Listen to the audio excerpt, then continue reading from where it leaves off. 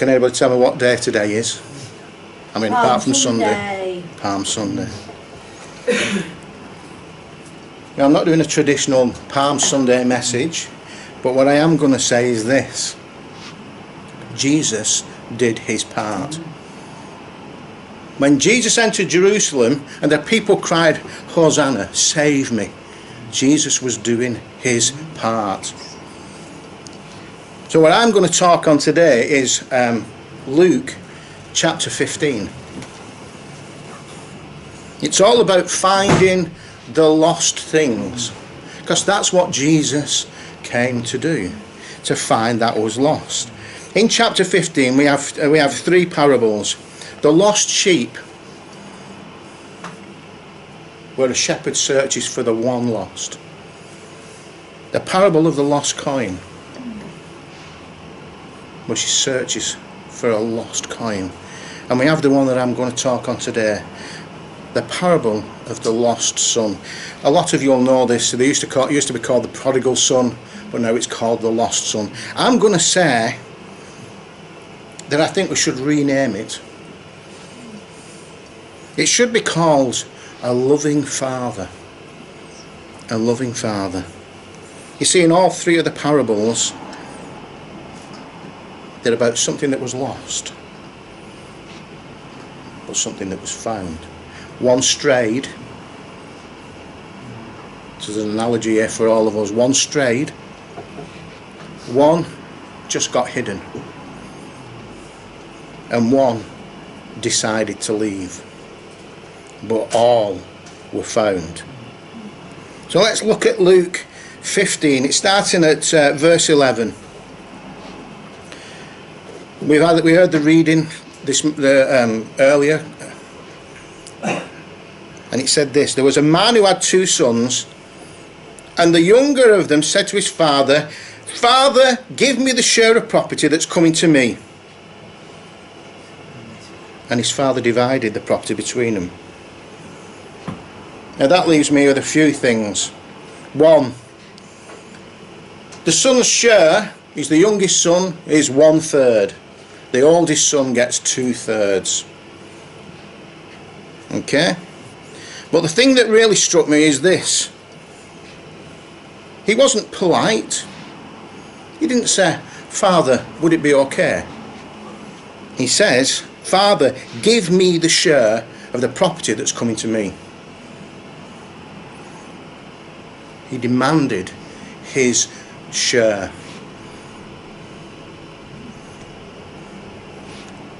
Now what that means to me is this. Normally, my kids would expect a share of my property when I die. They would expect an inheritance. I would be shocked if my kids came to me now and said, sell everything because I've got 4 kids, I want a quarter of everything you've got. And I would say, you didn't even say, Father, I love you, I'm in great need. You just said, I want. Now God gives us plenty of things in life. He gives us a roof over our head. Amen. Yes. And as Christians we can expect God to provide for us. The problem is, you get people like this son, that they want the provision, but they deny the authority. The son is not giving the father any dues and honour that was due. If my kids came and said, I want my inheritance now, if they came and said, I want my share, well, we would be in trouble. My business could not stand to be divided. And what I mean by that is, we've worked hard and God has provided greatly for us in many ways. But we would have no roof over our head if my kids said, I want my share. And yet this father, like God, says, I will provide what you've asked for. See, the son strikes me as being very selfish in his attitude. Give me, give me. I don't care about you. I'm looking out for me. Now that's a sin in my book, or at least it can be when you apply it wrong. And I think in this situation we can all agree that a son who goes to his father and says, I want my share of your property, and I want it now. I want another jet. The son shows selfishness to an extreme. He's not thinking about the family. He's only thinking about what he wants, the pleasures in life that he wants. He abandoned his family, because that's what it amounts to. I'm taking a third of all your goods and I'm going to sell them, and I'm going to a far country. Now we live in a time where that far country doesn't have to be far. It can be as close as one step away. But here's the thing, we still do what the son did. We're still looking for instant gratification. We want it now. We are living a generation that says, don't tell me what to do. I'm free to do whatever I want to do. But you see, some freedoms lead to sin. Instead of finding joy and happiness where we are, we seek our own version of a distant country. And this is what our distant country is. It's a physical separation. We do this ourselves, and sometimes, and the son in this story definitely does it. A physical separation. He left. There's an emotional separation. He didn't care about anybody else. He just wanted what he wanted. And there's a spiritual separation, because he was no longer under the authority of his father. He was no longer doing what he was supposed to do. He was no longer obeying the laws that are laid down in the Jewish people. His far country was the world, and the world is a false freedom. It's full of temporary gratification. When you go to a far country, when you have no thought for the consequences of what you're doing, then you'll find friends. You'll find friends. There are many that say, well, we will rebel. Oh, you're a rebel. You're rebelling against God. And yet I think that right now, the people in this room, we are the rebels. Society in general is going down the drain. There's a moral bankruptcy, and we are the rebels. We're the ones that say we'll stay at home. We'll look after the families. It's easy to find friends when you go to a far country. You see, the thing is, we're made this way. We're made, when Jesus says, I am the shepherd and you are the sheep, he's telling you, you need to be together. You need to be together. If you separate yourself, like any sheep will, at some point you will die. Now, it may not be a physical death. It may not be an emotional death, but it sure as heck is going to be a spiritual death. If you take yourself away from our Father, then we expect to be in a far country and have a separation from him. But no, people chase after that freedom that they think they're going to get. Oh, if I do this, I will be fulfilled in my life. I will be able to do this. I will have happiness beyond measure. See, the thing is, if we have no care for our riches, nobody else will. If we seek self-gratification, we will spend all we've got and we'll find ourselves with nothing.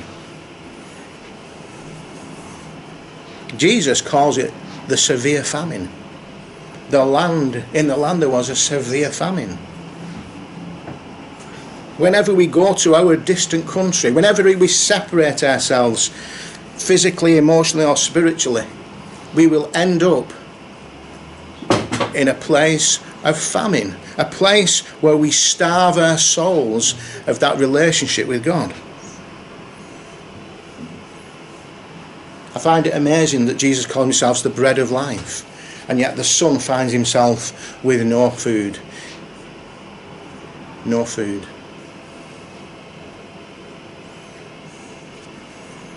The people that cried out when Jesus was entering, "Save me." But how many had stern faces? We need to recognise when we start to go to our far country, so that we can say, no, we need to turn back, go back to where our Father is. See, if we stay in the far country, when the famine hits, we will find ourselves, as it says here, he found himself in need. He spent everything. He says he squandered it. That's reckless and foolish wastefulness. That's what squandering is. He squandered all he had. 1/3 of what was his family's possessions, gone. Gone. They'd worked hard. It doesn't say what they did. If they were shepherds, he took 1/3 of the flock, sold them, spent it on high living. If they were carpenters, he said, "What's your business valued at?" "Now I want 1/3 of that." And we do the same. We waste what we've been given. And we find ourselves in that hard place, in a desert place where there's famine and drought.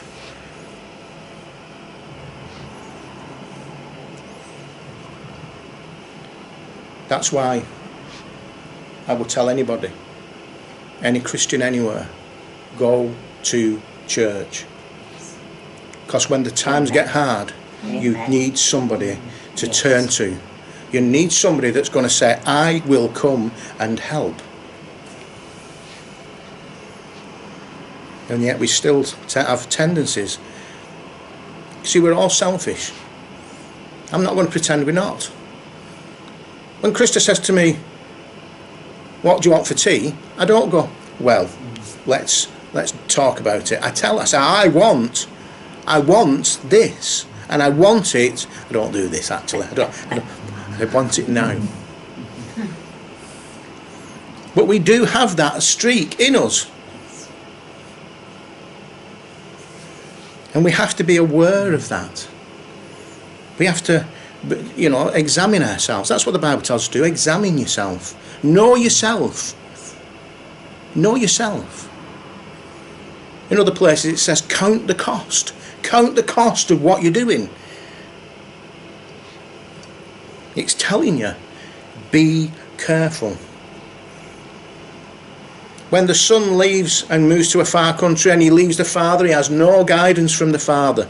He has no connection to the father. He's not physically there. He's not emotionally there. And spiritually, he has abandoned his family. And we can have a tendency to do that. My big flaw is this: if you don't ask, I won't do, because I have no empathy with situations. Well, that's not true, but like my mum used to say, you can't take a hint. Can't take a hint. So you need to actually ask me to do something, or say, can you do this? And I would probably say yes, unless I feel like what you're doing is wrong, in which case I'll say no, I won't. If you say, come and help me rob this shop, I'd be like, no, I think we need to draw the line somewhere. But if we do separate us, and then we don't have that father to guide us into this, we make bad decisions. We move into a world where it says, be like us. Be like us. I think there's there's a verse in the Bible. It says, they're surprised when you do not join them in the same flood of debauchery. And then they malign you. We live in a world with lots of flaws. We live in a world where it says legally we can do this, this and this. And yet God says it's not good for your soul to do this, this and this. We live in a world of, and I love this word, it's my new word. We live in a world of moral turpitude. It simply means the depraved or wicked behaviour. And then it means, another one is, it becomes your character. Okay? Now, the Son has spent everything. He is in a vacuum. He's in a world of moral turpitude. And yet, if he was a good Jewish man, the things he was asked to do, he would say no to. You see, he spent everything, and he has to then align himself with the world that he's in. And they said to him, go and feed the pigs. Now that would be unacceptable. That would be unacceptable. But here's the thing, and we use this phrase quite a lot. Needs must, as the devil drives. If you move away from God, don't complain when you find yourself doing things that you would normally say, this is unacceptable. Because circumstances, that famine, that drought will say, you have to do this. You have to do this. You'll find yourself in places that you don't want to go. You'll find yourself doing things you didn't want to do. You'll find yourself becoming a person that you never wanted to be. So here's a young man. He's reduced to labouring among the unclean pigs. And yet it seems they get better fed than him. And it says that there's nobody to help him. Nobody to help him. There were probably dozens and dozens of people who were willing to join in the high life. He's got money to spare. Oh, we're going out. But come the lean years, the empty pockets, no influence, when everything's gone, then you'll be left all alone. Left all alone. And all you'll have is the memories of the past, of when times were better. The son found himself in that position.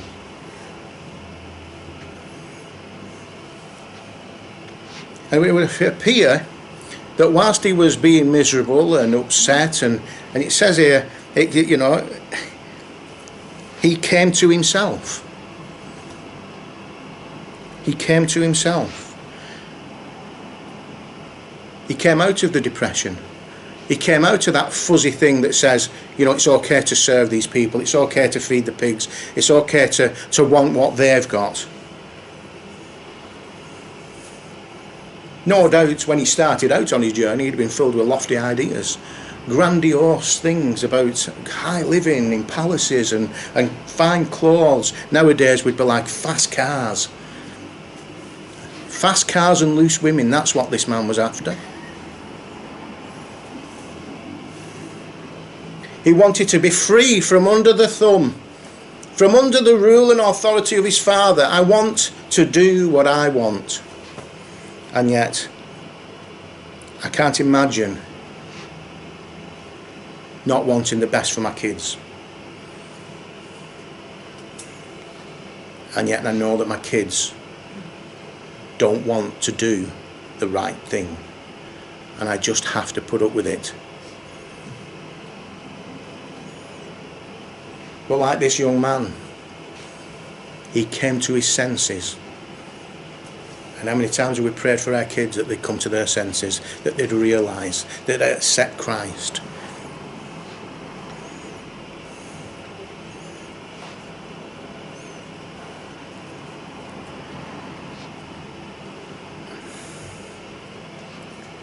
When all he had he'd gone, when he'd been wading in deep into that pit of despair,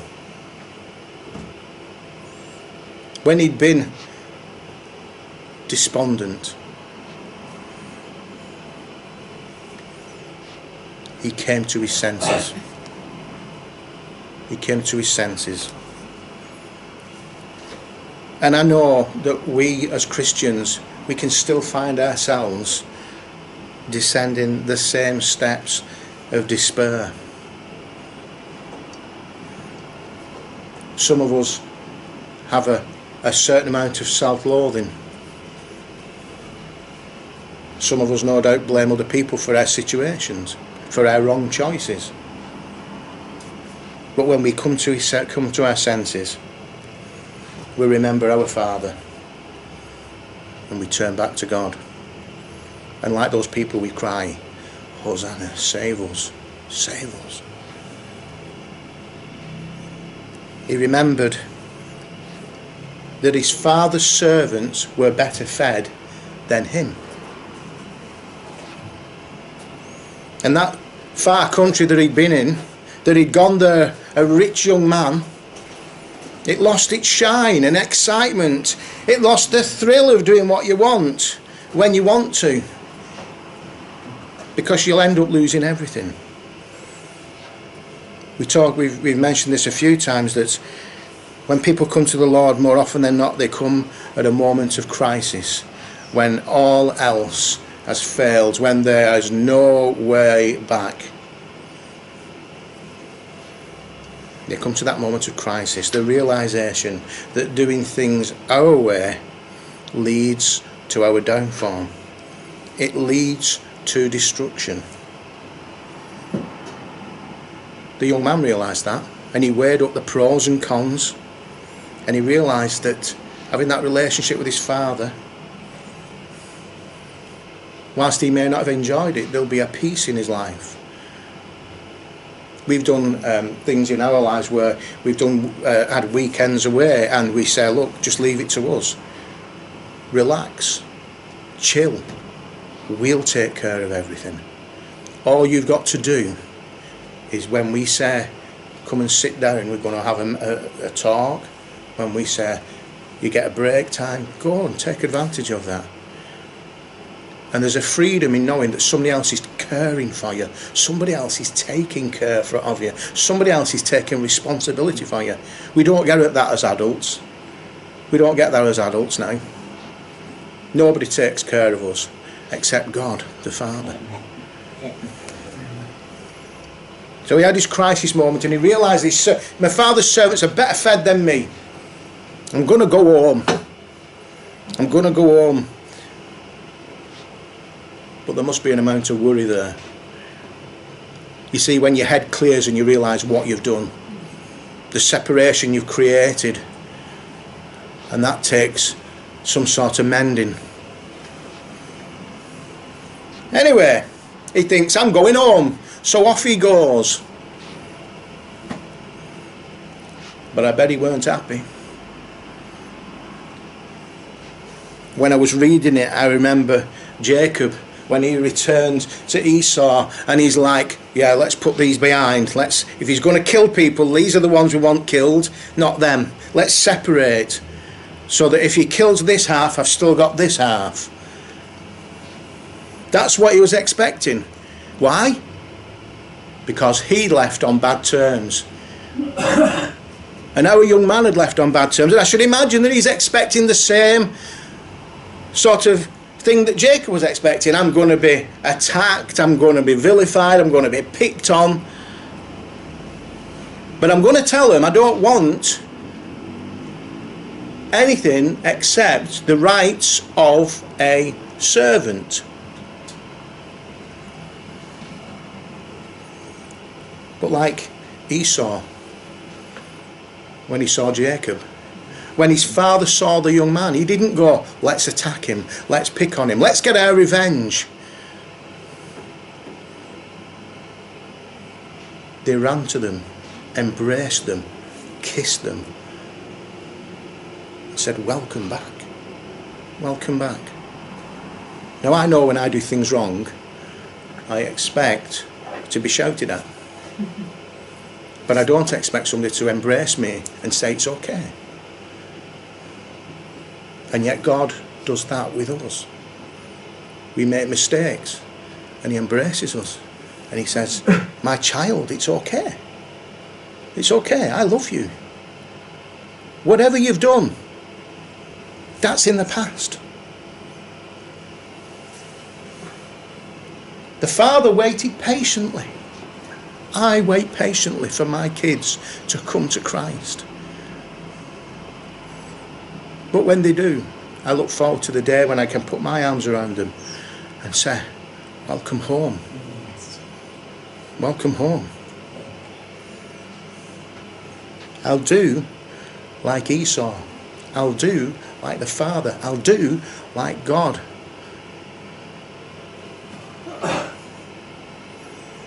When the son came, he didn't come and say, I'm home. He said, I am not worthy. I am not worthy of this, but so just treat me as a servant. And what did the father do? What did the father do? Well, he embraced him. He said, I love you.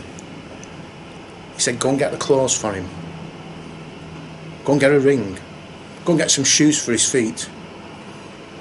You see, the son came with another word for you, a contrite heart. That's his expressing remorse and understanding for the things that he's done wrong. He recognises that he's done something wrong. If you come with a contrite heart, if you understand that you've done wrong, if you understand that you're a sinner, then Christ will never turn you away. If you come trying to bargain with him, you're wasting your time. He doesn't say, let's strike a deal. He says, repent, understand you've made a mistake, and I'll forgive you that. He came with a contrite heart. He thought, I'm not worthy to be called son, so call me servant. And his father said, robe, robe, a ring for his finger, shoes for it. None of these things are what servants have. Servants don't have these things. So you put on a robe. I'm going to read a passage, I like this one. In Zechariah it says this, remove the filthy garments from him. Behold, I have taken your iniquity away from you, and I will clothe you with pure vestments. I will robe you like a prince. You will come with authority. Servants don't have rings. Do you know who has rings? People in authority. Pharaoh gave Joseph a ring. Okay? And said, you are the second in the land. There's the ring that proves it.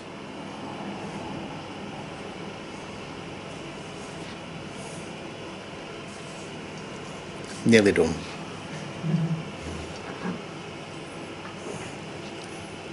Servants don't wear shoes.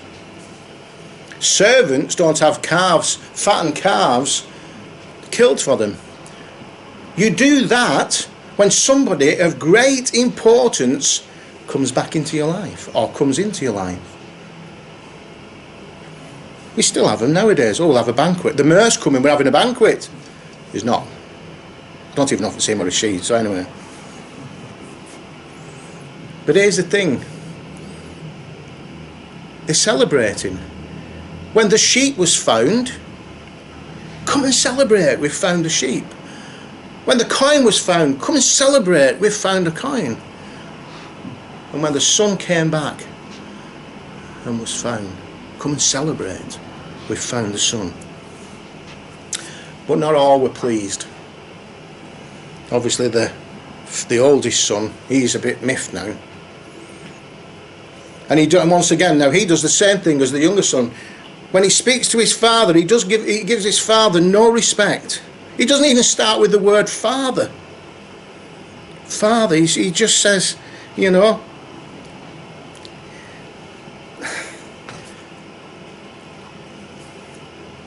They tell him, your brother's come down. And he says to his father, well, let me see if I can find it. Look, I've served you all these years. He doesn't say, honoured father. He says, look what I've done for you. Look what I've done for you. I've served you all these years and you've not given me nothing. You've not given me nothing. And we can do that. We have a big tendency to do that. We have a big tendency to say, look what I've done all these years. And as Christians, we fall into that category very readily, to do that thing where we go, I've been at this church for 30 years. They've walked through the door, they've been here 6 months, and you've said, would you like to do a reading? It's not fair. It's not fair. You see, life isn't fair. And as a Christian, we've got to expect that the right people do the right jobs. We've got to expect that we do our bit regardless of what the reward is. There's that parable, it's in Matthew somewhere, isn't it? About the vineyard owner that says, come and work for me and I'll give you this much. And then an hour later he goes, come and work for me, I'll give you... And then when it comes to paying, those that were started working and had done an 8-10 hour day were like, why are they getting paid the same as me? That's our tendency. I've been here longer, I should get more. And the father says, you've got everything. You've got everything. But we do the same. In life in general, but especially in churches, we display the same. It's not fair. You get your reward. You see, we don't need to worry about what's our portion. God knows what's our portion. We're working for a reward in heaven. And when we get there, it'll be ready for us. Because our Father says, don't you worry. Everything that's mine is going to be yours. And yet we do. And I wrote a conclusion. And it says this: we may walk away from God. God will never ever walk away from us. We can turn our back on God. We can separate ourselves and he'll still be there with his arms wide open. And it says the same thing. It doesn't say he saw him coming and he waited till he got there. If you make a step towards God, if you shout Hosanna, he will save you. Esau ran, the father ran, and God will run. The second he sees you take a step towards him, God will go, welcome home. Welcome home. We can't remove ourselves from God's presence. But we can remove himself from meeting with his people, caring for God and his people, and in fact just cutting him off in our lives altogether. So we do it physically, emotionally and spiritually, and we become part of the world. But when life gets too hard, when we feel ourselves empty and hungering for something more, he's waiting. And when he sees us, he runs to us and he grabs us and he says, welcome home. Welcome home. Make the move towards God and he will run to you.